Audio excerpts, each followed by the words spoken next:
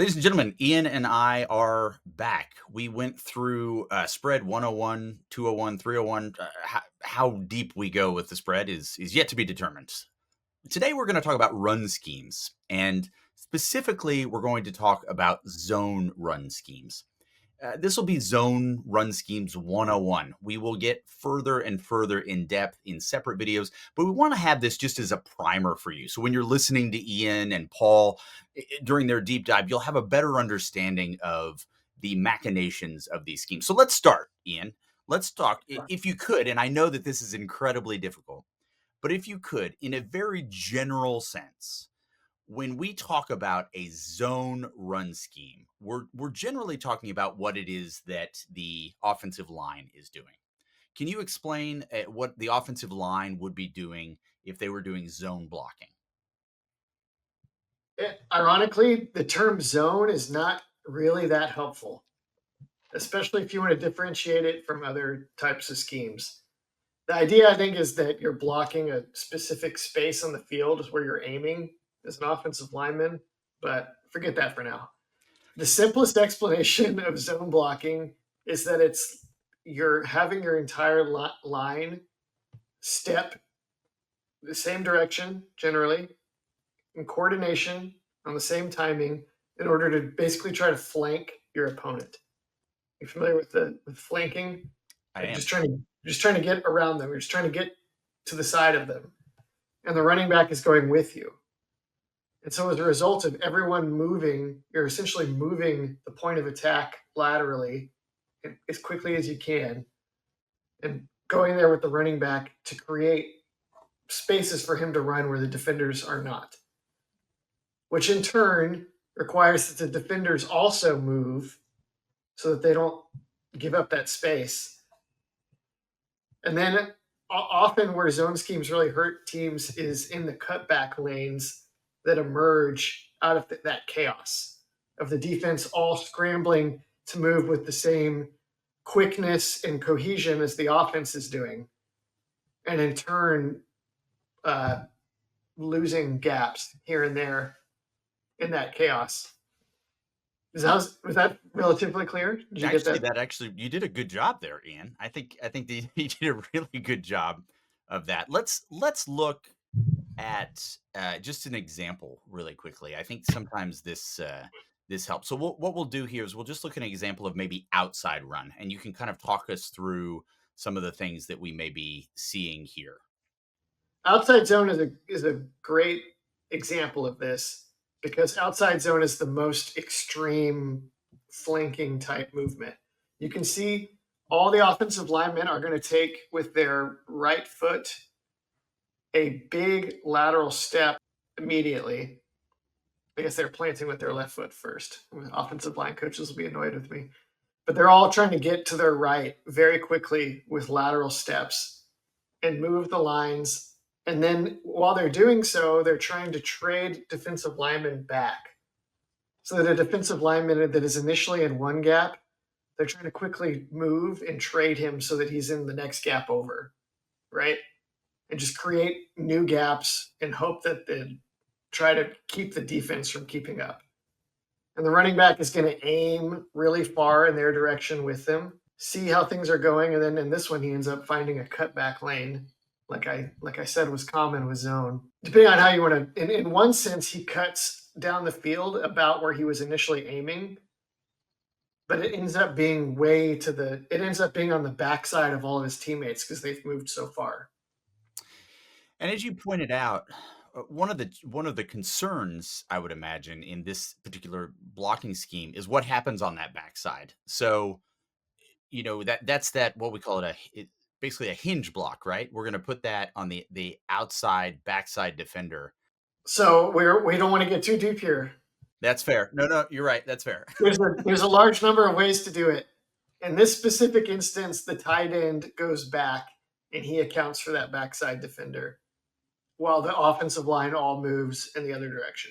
So you'll see 85 gunner helm. He goes opposite everybody else, and his job is just to make sure that that backside cutback lane is not filled effectively by a defender, which Right. he is just able to do on this play.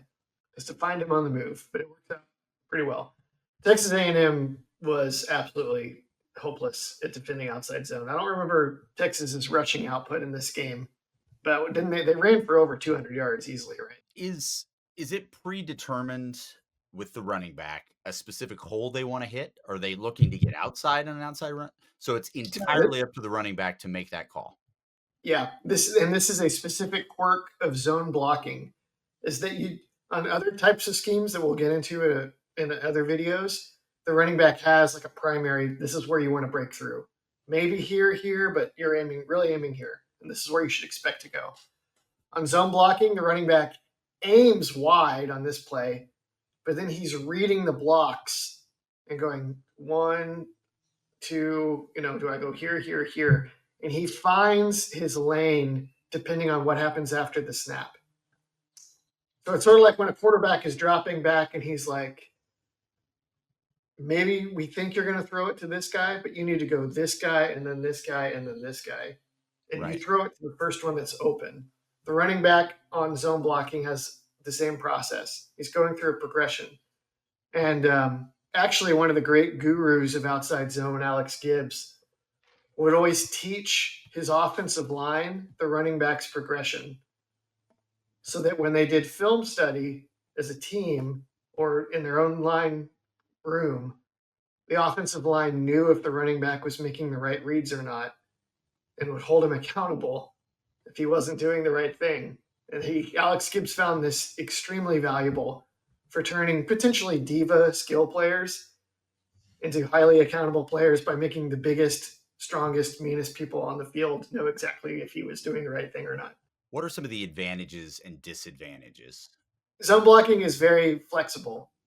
Like you run it and then you just create problems and then you exploit them as they occur, which is much more flexible, and potentially it's less about imposing your will on the opponent with like a set. I'm just going to smash you in this way and it's coming and I'll do it anyway. As appealing as that is in football, it's very hard to do that consistently against even average teams. Their zone blocking is just it's one of the more flexible ways you can run the ball. That's one big advantage. And some of the disadvantages? If the other team is not struggling to fit the gaps as they emerge, then you're obviously in trouble. Basically, if you can't execute it, it can be a little bit less. It can be a little bit easier to game plan for if teams have good zone beating concepts. You may at least need to mix it up in order to have the same return. And then technically some of the outside zones teams in the NFL get really good play action out of it. But many will tell you that the best way to get truly great play action is by pulling a guard, which is not something that you do in zone blocking. And it just some of the lack of forcefulness will hurt it in that regard. Also, some types of zone blocking don't marry as well with the shotgun formation. Okay. Because like if you're in an old school under center, the quarterback turns and gives it to the running back has more time to see things develop, a better vantage point to see things develop. He has more momentum when he receives the ball to threaten the perimeter and then cut back. When the shotgun, he's just standing right next to the quarterback, more or less, right? And he has to come in and get it, maybe while the quarterback is pausing to read something, because that's why you use the shotgun, is so the quarterback can have other things that he can do. And the running back has to get it and then hit angles and see things that are harder from that vantage point in the gun with less momentum. Right. That's a big reason why you don't see like the Sean McVay, Kyle Shanahan wide zone systems in the college game to anywhere near the same degree as you do in the NFL, and certainly not as effective. I want to talk about how understanding what a zone running scheme does can help us in NCAA 25, because that's basically what we're all doing here. But before we do, I want to hear from our sponsor. I'm just going to say, guys, you probably need a fiduciary financial advisor. And I've got the guy for you. His name is David McClellan with Forum Financial. He works broadly and deeply with his clients as a financial life coach. And he should know something about coaching because he won several national championships as a swimmer for the University of Texas. He specializes in financial planning and has contributed numerous articles to Kipling on the topic of retirement tax bombs. So contact David today to be your fiduciary financial planner and schedule a 1 hour consultation to assess your financial situations. The free consultation is available, so just give him a call. The number is 312-933-8823. That's 312-933-8823. His email is also in the description below. Good pause, Ian. All right, so if I'm playing NCAA 25, right? What am I looking at as the quarterback? If I'm reading the defense, what type of defense do I want to see that would indicate to me that a zone running scheme would be effective there? You want in NCAA, you're going to want to run zone schemes for teams that have RPOs or quarterback run reads, because then it gets very simple for the team, which doesn't matter in NCAA 2025 because they know what to do no matter what you tell them to do. They just know how to do it. Yeah. But you have to know what to do if you're wanting to execute it properly. And so a zone scheme is very simple if it has like RPOs or quarterback runs attached, because then you can know as the quarterback, like, I have 6 blockers, so I want to count how many defenders are up front. And if it's more than 6, I want the play to have a pass option or a quarterback run option attached, so I can choose that when they have all these guys in front of me. And when you're running with the running back, I have found this to work vaguely sometimes in NCAA. I haven't played it a ton. But if you know the running back's reads on a play, you can actually execute them in the game. And it should be more or less true to life. Like, okay, the 3 technique, we didn't block him effectively, so I need to cut back to the next lane or so on and so forth. Now, lastly, before we kind of close this out, again, this is intended to be an overview before we really get into the weeds in this. With zone schemes, you're not really imposing your will, as it were. Does this particular run scheme profile to maybe a smaller offensive line, or does that even really matter? What type of offense? And I know you just outlined this with the RPOs, but is there a specific type of offensive line you may look at your roster and be like, you know what, we may be lean more towards zone than maybe gap? I think the experience level on the line matters a lot, especially if you want to get into outside zone. They need to be laterally mobile because it's an extreme flanking movement, and they need to be very cohesive and know who blocks who when we're on the move, and based on what they do. Most college teams major more in inside zone, which is a little less extreme. And one of the typical things that you find, and certainly at Texas, is that college teams that run a lot of inside zone love big, decently mobile offensive linemen. So like the big humans concept. Sure. And as you noted, zone blocking isn't so much about imposing your will. So the misnomer with big humans is you get the biggest people you can find, and then you impose your will by shoving people around on the football field, right? But that's not actually how it works. The reason, and it's not really why you want particularly big, tall, thick, wide guys. The real reason you want them to be extra big is so that you take a step, the defense steps with you, and then you just become an enormous obstacle between them getting where they want to go.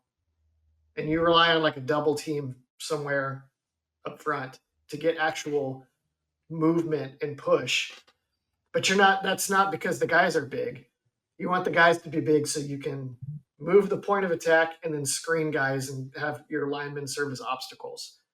If you really want to get smash mouth and drive people off the ball, you actually often want shorter, faster, more explosive linemen. And with some exceptions in the outside zone game, that's not what you get from zone blocking, and certainly not in college very often. Great.